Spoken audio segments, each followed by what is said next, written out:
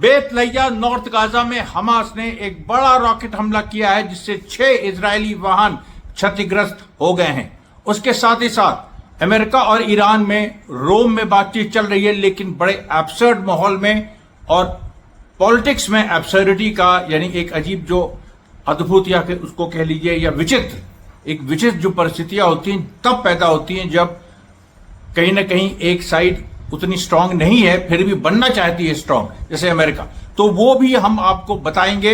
उसके साथ साथ देखिए लेबनान में बड़ा बयान फिर से हिजबुल्लाह चीफ नईम कासिम का आया है, जिसको ऐसा लग रहा है कि इजराइल पे हिजबुल्लाह फिर से स्ट्राइक करने जा रहा है। अब इसमें बहुत देर नहीं है। और जो चौथी बड़ी खबर है वो आज की जो न्यूज एनालिसिस में वो ये है कि ईरान, अमेरिका ने मंजूरी नहीं दी है लेकिन फिर भी इजराइल, अमेरिका ने मंजूरी नहीं दी है लेकिन फिर भी इजराइल ईरान पे हमला कर सकता है। हालांकि इजरायली विशेषज्ञों का मानना है कि इस हमले का कोई ज्यादा अर्थ नहीं होगा क्योंकि इससे कुछ समय तक डिले हो सकती है। अगर वो हमला सफल होता है तो ईरान की जो न्यूक्लियर वेपन बनाने की कैपेबिलिटी है वो कुछ डिले हो सकती है, लेकिन ईरान बना लेगा किसी भी हालत में न्यूक्लियर कैपेबिलिटी।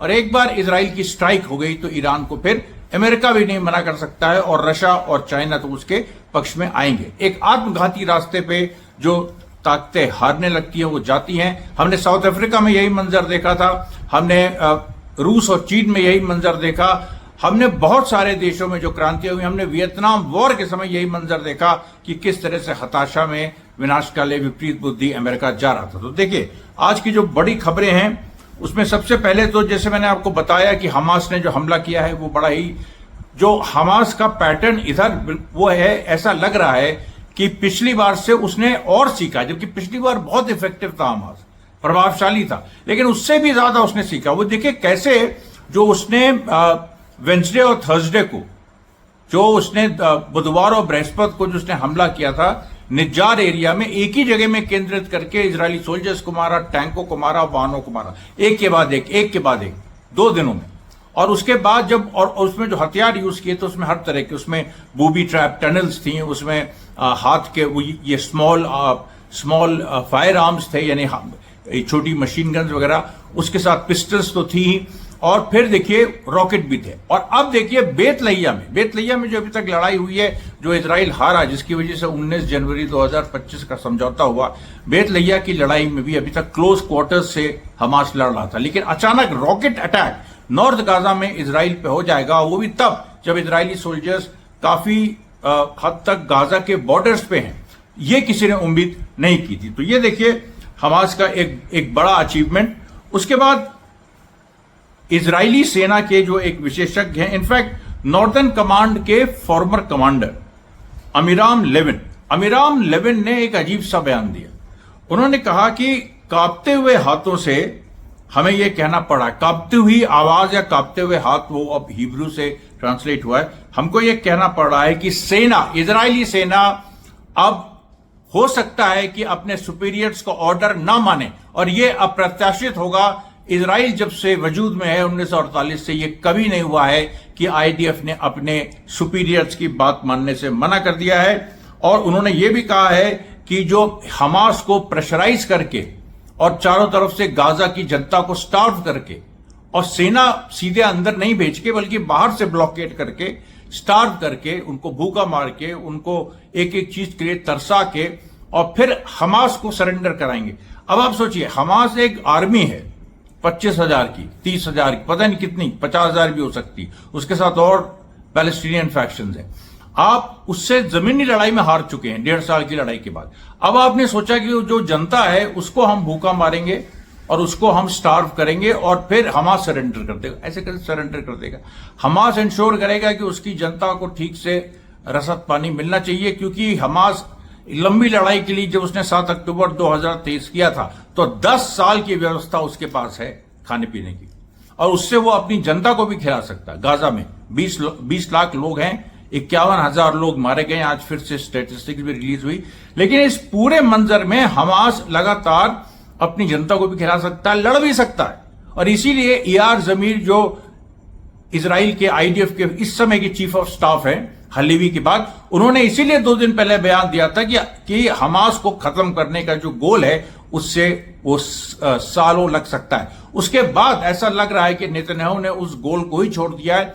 उसका अब यह है कि लंबे समय में, चलो 5 महीने 6 महीने हम इनको भूख से मारते देखते हैं कब तक ये सरेंडर नहीं करते। लेकिन उसमें जो अभी हमास दिखा रहा है कि बीच बीच में जो हमले कर रहा है, आईडीएफ जवाब नहीं दे पा रहा है, और इसी के चलते धीरे धीरे अचानक हमास बड़ा हमला सीधे गाजा एनवेलप पे फिर से कर देगा। 7 अक्टूबर फिर से हो जाएगा, इस तरह की खबरें आ रही हैं। और हो सकता है पिछली बार उसने ओवरग्राउंड किया था, इस बार वो अंडरग्राउंड हमला कर सकता है।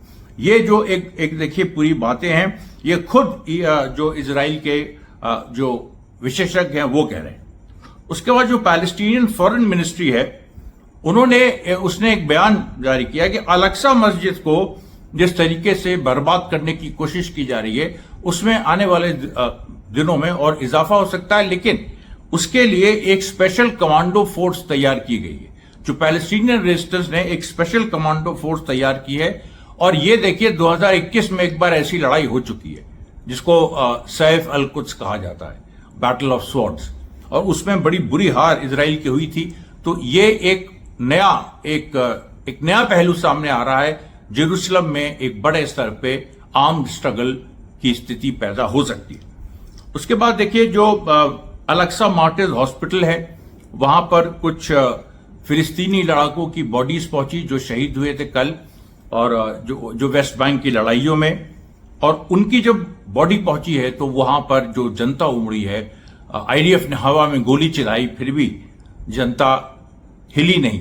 अब ये देखिए बड़ा महत्वपूर्ण है, आईडीएफ के लोगों का ये कहना है कि पहले हम गोली चलाते थे तो हरकत होती थी, कुछ ना कुछ लोग डरते थे, कुछ पीछे हटते थे, लेकिन इस बार हम गोली चला रहे हैं तो हरकत नहीं हो रही है, लोग पीछे नहीं हट रहे हैं। और ये देखिए बगावत की एक निशानी होती है जिसमें जनता के अंदर से डर खत्म हो जाता है। और ये बात खुद वो लोग उन्होंने रिपोर्ट की, इसलिए आपके बीच हम ला रहे हैं। फिर जो नुसैरत रिफ्यूजी कैंप है गाजा में, वहां पर इजराइल ने बम्बार्डमेंट किया जिसमें 6 फिलिस्तीनी शहीद हुए। और उसके बाद देखिए एक बड़ी चीज एक और हुई कि हमास ने जो हैकिंग की है, हमास ने दरअसल क्या किया कि जब वो कल रात की बात है, वो अभी सामने आई है, हमास ने कई आईडीएफ के सर्वर्स हैक कर दिए। अच्छा, अभी तक हैकिंग एक हंडाला ग्रुप ईरान ने बनाया है वो करती थी, हमास भी थोड़ी बहुत करती थी, लेकिन इतने बड़े लेवल की हैकिंग हमास ने पहली बार की।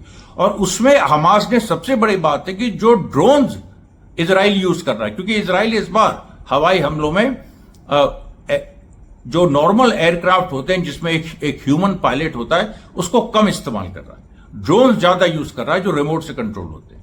अब हमास ने हैकिंग से यह पता लगा लिया है कि वो कौन से ड्रोन्स हैं, उनकी मेक क्या है, और उनमें से ड्रोन्स जो हैं वो कुछ ऐसे निकले हैं जो इरानियन ड्रोन से इजराइल ने चोरी किए, यानी इरानियन जो ड्रोन टेक्नोलॉजी है उससे इजराइल ने चोरी की, और उसने एक एफिशिएंट ऐसे ड्रोन्स बनाए जो जल्दी से मार के एकदम प्रिसाइज वे में टारगेट करके और अपना काम करके या तो वापस आ जाए या सुसाइड ड्रोन वहीं पर खत्म हो जाए। अब ये देखिए बड़े लीथल होते हैं, लेकिन जब हमास ने उसकी मेक निकाल ली, कौन से हैं, उसकी टेक्नोलॉजी क्या है, तो अब आप सोचिए हमास के हाथों एक कितनी बड़ी पावर आ गई। बिकॉज इंफॉर्मेशन इज पावर, और इस पावर को वो ये जो ड्रोन्स हैं इनकी काट निकालने के लिए वो करेंगे, क्योंकि ये मत भूलिए कि कई ड्रोन्स पिछले करीब 6 दिनों में कम से कम 7 या 8 ड्रोन्स हमास के हाथों आ चुके हैं, इजरायली ड्रोन्स। हमास ने जब ड्रोन्स क्योंकि लो एल्टीट्यूड पे उड़ते हैं वो उनको मार गिराया है और उन पे कब्जा कर लिया है। इसलिए जैसा कि पहले देखा गया है कि हमास कई इजरायली ड्रोन्स को कैप्चर करके उन्हें रिकॉन्फ़िगर करके फिर से बना के इजराइल पर ही छोड़ देता है।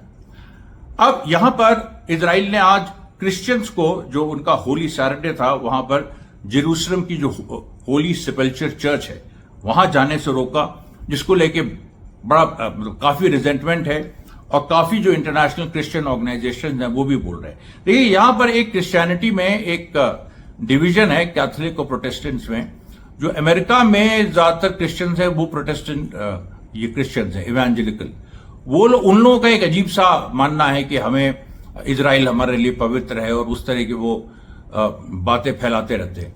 कैथोलिक्स जो हैं, जो जो पोप के अंडर है, उनका वो ये सब नहीं मानते। तो कैथोलिक्स जो हैं और जो ग्रीक ऑर्थोडॉक्स चर्च के जो मानने वाले हैं, जो रशिया में फॉलो की जाती है, तो उसको वो, और फिलिस्तीन में ज्यादातर यही है, प्रोटेस्टेंट बहुत कम है। तो जो पैलेस्टीनियन क्रिश्चियंस हैं उनका वहां पर हमास के साथ, और खास तौर पे जो मुस्लिम फाइटर्स हैं उनके साथ उनका एक, और जो मुस्लिम पॉपुलेशन है पैलेस्टाइन की, उनके हिस्टोरिक रिश्ते रहे हैं। 1948 की भी लड़ाई में, 1967 की लड़ाई में, कई लड़ाइयों में एक दूसरे के खिलाफ नहीं गए वो लोग। और पैलेस्टीनियन क्रिश्चियंस ने आमतौर पे मुस्लिम ये पैलेस्टीनियन मुस्लिम्स की मदद की। तो इस संदर्भ में देखिए बड़ा इंपॉर्टेंट है कि जो इजराइल कर रहा है ये कैसे इंटरनेशनली और आइसोलेट हो रहा है।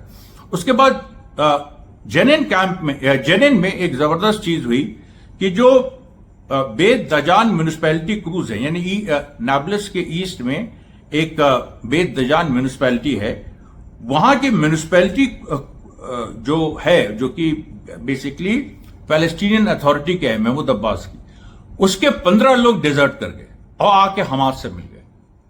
और उन्होंने क्या किया कि उनके पास इक्विपमेंट भी था, क्योंकि वो लोग उस काम में थे, इंजीनियर्स भी हैं, तो उनके पास बुलडोजर्स वगैरह भी थे। और उन्होंने उन बुलडोजर से, इजरायली बुलडोजर जो जेनिन में, मतलब विद्रोह नाब्लस में हुआ, नाब्लस में पैलेस्टीनियन अथॉरिटी जो कि इजराइल के साथ है, उसके खिलाफ विद्रोह करके वो लोग जेनिन आए।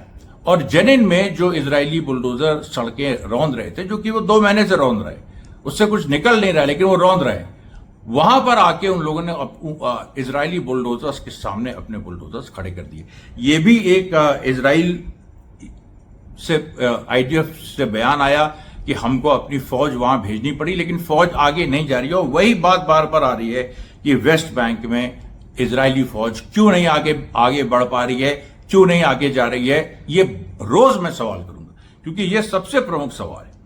उसके बाद देखिए, इंटरनेशनल मुस्लिम स्कॉलर्स का जो यूनियन है, जिसने फतवा दिया था जनता की तरफ से, दुनिया की मुस्लिम जनता की तरफ से, उनके जो प्रेसिडेंट हैं अली अल करादगी।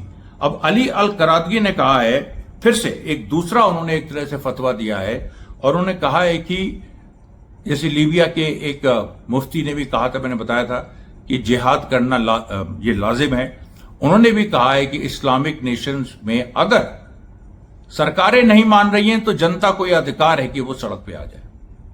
यानी जनता का एक विद्रोह, इस तरह की स्थिति वहां पर एक उन्होंने एक्सेप्ट किया, और उसको उन्होंने और प्रमुखता से उसको बल दिया है। और इससे देखिए क्या है कि मैंने आपसे पहले ही कहा कि अल्जीरिया से लेके, मोरक्को से लेके ट्यूनीसिया में स्थिति बहुत ही खराब है। वहां पर लगातार डेमोन्स्ट्रेशन हो रहे हैं, कभी भी वहां पर ऐसी, और जनता हथियार मांग रही है। जब जनता हथियार इस तरह से मांगती है, एक और उसको जो लगता है कि एक हम अलग-सा मस्जिद को लिबरेट करेंगे, और धार्मिक कारणों से भी ये लड़ाई है, मानवीय और राजनीतिक कारणों से तो है ही, लेकिन धार्मिक कारणों से भी, तब बहुत ही खतरनाक स्थिति पैदा हो जाती है। उसके बाद देखिए, जो इरानियन एम्बेसडर हैं लेबनान के, अब लेबनान में जो पूरा युद्ध चल रहा है, अमेरिका और इजराइल पूरा प्रेशर डाल रहे हैं वहां के प्रेसिडेंट और प्राइम मिनिस्टर पे कि हिजबुल्लाह को डिसआर्म करो, जैसे इजराइल यहां प्रेशर डाल रहा है गाजा में कि हमास को डिसआर्म करो। तो उनका जो ईरान के जो एम्बेसडर हैं लेबनान के, उन्होंने भी बयान दिया। उन्होंने कहा कि ये सब जो टैक्टिक्स है, और उन्होंने बल्कि नईम कासिम जो हिजबुल्लाह चीफ है, उनकी जो स्पीच कल आई उसको सेकंड किया। उन्होंने कहा कि ये जो सारी बातें हैं, इन बातों में दम नहीं है। क्यों? क्योंकि डिसआर्म कैसे कर दे। और इसको आप नईम कासिम साहब का बयान जो कल उन्होंने दिया था, और उसको मैं फिर से दोहरा रहा हूं, उन्होंने कहा कि अगर लेबनान की आर्मी और लेबनान की सरकार इजराइल को लेबनान से खदेड़ने के लिए चल दी तो हम उसके साथ हो जाएंगे, हम अपने हथियार उनको दे देंगे। अगर हमको डिसआर्म होना चाहते हो तो लड़ो, हम तुम्हारे बगल कंधे से कंधा मिला के लड़ेंगे, तुम्हें हथियार चाहिए वो भी हम देंगे, हम डिसआर्म नहीं होंगे। अब ये जो देखिए चीजें हैं, ये जो छोटी छोटी चीजें हैं, यही बड़ी पिक्चर को बनाती है। फिर देखिए जॉर्डन में जो वहां पर क्रैकडाउन हो रहा है, जो जॉर्डन में जो लोग इजराइल के पक्ष में उतरे उनको जेल भेजा गया, वहां भी अब एक जो वहां की पुलिस है उसके अंदर ऐसी खबरें आई हैं कि उनके अंदर रिजेंटमेंट है। और आपको कभी नहीं भूलना चाहिए कि जॉर्डन से 6000 लोग इजराइल के अंदर इन्फिल्ट्रेट कर चुके हैं। वो क्या करने गए हैं? ऑब्वियसली लड़ने गए हैं, वो कोई जॉर्डन में रेफ्यूजी क्राइसिस नहीं है कि वो इजराइल में बसने जॉर्डन के लोग आ जाएं। इजराइल 6,000 लोग माने होता है वो। उसके बाद देखिए जो अभी तक देखिए करीब आज पिछले 24 घंटों में कम से कम 32 फिलिस्तीनी सिविलियंस शहीद हो चुके हैं और कई जगह जो इजराइल ने बॉम्बिंग की। लेकिन अब वही हो रहा है, बॉम्बिंग जो इजराइल कर रहा है, अब गाजा की जनता जो है वो खुल के आने लगी है। आज महिलाएं सामने आ गई और महिलाओं ने चिल्ला के टीवी में कहा कि ये हमास को डिसआर्म करना चाहते हैं, हमको डिसआर्म करो, हम हमास है।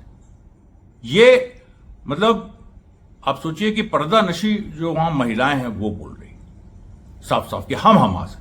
अच्छा, ये आप देखिए कि चेतना का स्तर देखिए, वहां कुछ रेडियो नहीं है, टीवी नहीं है, अखबार नहीं पहुंच रहे हैं, लेकिन उनको ये पता है कि इजराइल जो है हमास को डिसआर्म करने की बात कर रही है। और इजराइल ये भी कह रही है अगर हमास डिसआर्म हो जाए तो हम ह्यूमैनिटेरियन एड भी अलाउ कर देंगे, हम सब कुछ अलाउ कर देंगे, हम शांति भी ले आएंगे। ये सारी बातें इजराइल कह रही है और उनके पास जो वहां गाजा में 20 लाख लोग हैं उनके पास जानने का कोई तरीका नहीं है, लेकिन अंदर अंदर मैसेज पहुंच रही है। अपने मीडिया चैनल्स हमास ने एक्टिवेट किए हुए हैं। तो ये देखिए पूरा जो एक मंजर है उसमें जो एक तरह से सोने पे सुहागा वो ये हो रहा है कि अमेरिका में महमूद खलील जो पैलेस्टीनियन स्टूडेंट जो कोलंबिया यूनिवर्सिटी में विरोध कर रहा था, अमेरिकन सिटीजन है, अमेरिकन पैलेस्टीनियन ड्यूअल सिटीजनशिप है उसके पास, वो उसको ट्रंप ने कहा था इसको हम डिपोर्ट कर देंगे और इस तरह के हम तमाम स्टूडेंट्स को डिपोर्ट करेंगे। वो केस पूरी तरह से फेल हो गया और उसमें देखिए क्या हुआ है कि जो अमेरिका के जो बहुत सारे एक नया संगठन अमेरिका में बना है, स्टूडेंट पैंथर्स, अमेरिका के स्टूडेंट पैंथर्स। और ये जो अमेरिका में आपको याद होगा ब्लैक पैंथर्स बने थे 1970s में, और ये अश्वेतों का संगठन था जिसने बड़ी जबरदस्त कार्रवाई की थी। अश्वेतों के साथ जो दोयम दर्जे के नागरिक का सलूक होता था उसके खिलाफ बड़ी बड़ी लड़ाइयां लड़ी गई थी, कई घंटे गोली चली थी और इसको लेके ब्लैक पैंथर के बहुत सारे एक्टिविस्ट अभी भी जेल में हैं और वो लोग फिलिस्तीन के साथ हैं। तो स्टूडेंट्स पैंथर जो बना है उसने क्या किया, उसने NYPD जो न्यूयॉर्क पुलिस डिपार्टमेंट है, और मैं थाने के नंबर बता रहा हूं, प्रीसिंक्ट 88, वहां पर थाने प्रीसिंक्ट से जाने जाते हैं। प्रीसिंक्ट 88 सबसे बदनाम है और आपको लगता होगा अमेरिका में टॉर्चर नहीं होता। प्रीसिंक्ट 88 एक थाना है वहां पर जिसके अंदर स्टूडेंट्स को और तमाम ऐसे अश्वेतों को ले जाके वहां टॉर्चर किया जाता है, जैसे भारतीय थानों में होता है। फर्क यह है कि भारतीय थाने पुरानी बिल्डिंगों में है, गंदी तरह से रखे जाते हैं, वहां थोड़ी साफ सफाई, बस इतना फर्क है। टॉर्चर वही हो रहा है। और जो स्टूडेंट पैंथर अमेरिका का है उसने NYPD की 8 गाड़ियों में आग लगा दी। ये बहुत बड़ी घटना है, इसको कोई कवर नहीं करेगा, लेकिन स्टूडेंट पैंथर्स अमेरिका के गाजा के पक्ष में 8 NYPD की गाड़ियों को जला दे रहे हैं। इससे बड़ी क्या चीज हो सकती है आप बताइए। उसके साथ साथ जो अफ्रीका में, मैंने आपको कल भी उसकी तरफ हिंट किया था, जो कॉन्गो और सूडान में, खासतौर पर सूडान अपनी सिविल वॉर लड़ रहा है, कॉन्गो सिविल वॉर लड़ रहा है, लेकिन वहां तक भी पूरा गाजा की आवाज पहुंच गई है और वहां से एक इस तरह की बात हो रही है कि जो सूडान की जो फोर्सेज हैं जो ईरान और चाइना और रशिया के साथ हैं और वहां पर अमेरिका और इजरायली बैक सोल्जर्स लड़ रहे हैं, वहां पर सूडान के कुछ जनरल्स ने कहा है जो कि लड़ाई लड़ रहे हैं रैपिड सपोर्ट फोर्सेस के खिलाफ, और रैपिड सपोर्ट फोर्सेस का पूरा इजराइल अमेरिका उनको समर्थन करते हैं। उन्होंने कहा कि इस तरह अगर जरूरत पड़ी तो हम कुछ दिनों के लिए रैपिड सपोर्ट फोर्सेस को कुछ एरिया दे देंगे, लेकिन हम गाजा में लड़ने जाएंगे।